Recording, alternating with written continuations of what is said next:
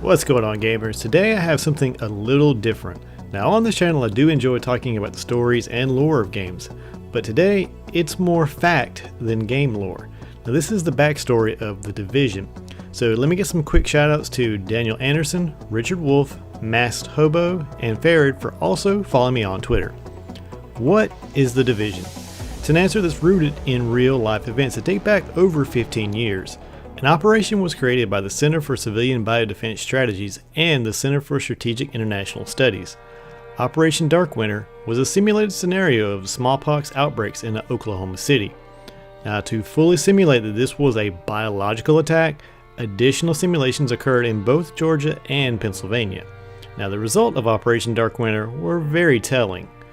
In addition to the possibility of massive civilian casualties, Dark Winter outlined the possible breakdown in essential institutions resulting in a loss of confidence in government, followed by civil disorder and a violation of the democratic process by authorities attempting to restore order.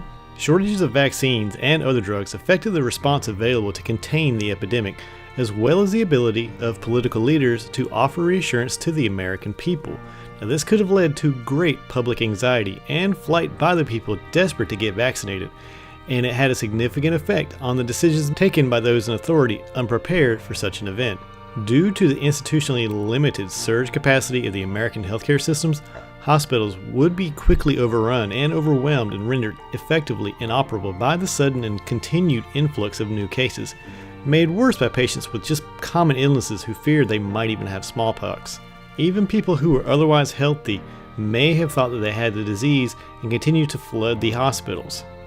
The challenges of making correct diagnosis and rationing scarce resources, combined with the shortages of healthcare staff who were themselves worried about becoming infected, imposed a huge burden on the healthcare system. The simulation also noted that while demand was highest in cities and states that had been directly attacked, by the time victims became symptomatic, they were geographically dispersed, with some having traveled very far from the original attack site.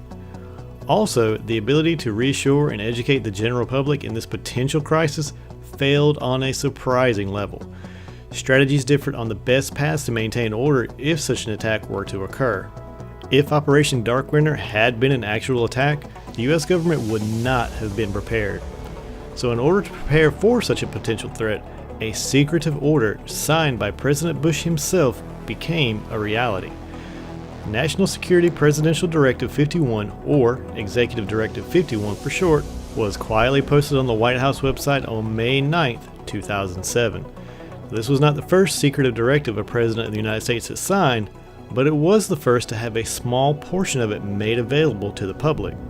Portions that were made public refer to a separation of powers of each of the branches of government, making each of the branches possible of maintaining government without coordinating with the other branches to uphold the framework of the Constitution.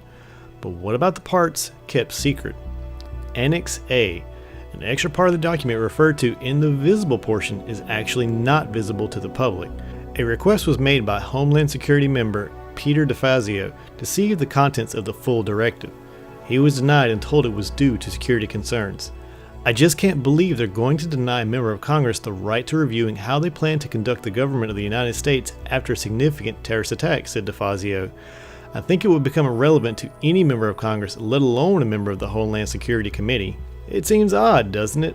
It's been theorized that the way the directive restructures the individual branches, that it could create a dictatorship, one that the President of the United States would have absolute and undemocratic rule. There is a portion that states that Congress could end the Emergency Act, thus nullifying this fear. But what if another directive were to happen and split up or reduce the power that Congress would hold? Legally, a president in a state of emergency could hold all the cards. This is just one possibility. Another is the creation of the Strategic Homeland Division, a boots-on-the-ground organization responsible for trying on a ground level to help restore order, to work with the Joint Task Force and possibly discover the source of an emergency. Now this is a world a Tom Clancy game paints, steeped in reality with things that could potentially happen tomorrow. Already there's a Zika virus outbreak which is hard for governments to control, and its source is a simple mosquito. What if someone decided to attack on, let's say, a holiday? Choose to say infect paper money with a virus. Viruses can survive on paper money for up to 17 days. That's a pretty good window for opportunity. If you set up an attack on Black Friday, for example, one of the busiest shopping days of the year, where the initial source of the attack would be really hard to detect, yeah, the opportunity, it's there. Division agents operate independently of command when all else fails. This group is established to combat the threat brought about by an outbreak and are given direct authority by the President of the United States to do whatever it takes to prevent the fall of society and piece the city back together. The SHD logo represents this, a phoenix representing rebirth, and in Latin, extremis malis extrema remedia, which translates to end evil, last resort. This is what it means to be an agent in the Division. Well guys, if you like this type of content, just hit the like button, or leave a comment, or if you just want to see some more, hit that subscribe button. But as always guys, have a good one.